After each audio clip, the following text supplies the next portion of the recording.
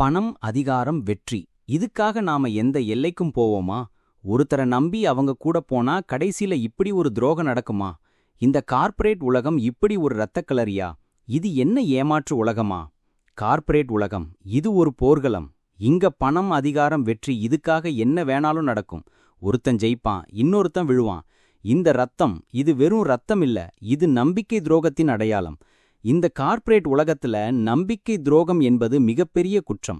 சில சமயம் நீங்க நம்பின ஒருத்தன் உங்களை கீழே தள்ளுவான். அவன் ஜெயிப்பான். ஆனா அந்த வெற்றிக்கு அவன் கொடுத்த விலை என்ன? நான் ஜெயிப்பேன், நான் உன்னை விடமாட்டேன் அப்படின்னு அவன் மனசுக்குள்ள ஒரு குரல். விழுந்தாலும் அவன் விடமாட்டான். இந்த கார்ப்பரேட் உலகத்துல ஒரு முறை விழுந்தா எழுந்து நிக்கிறவன் தான் உண்மையான வெற்றியாளன். இந்த உலகத்துல போட்டி சும்மா கிடையாது.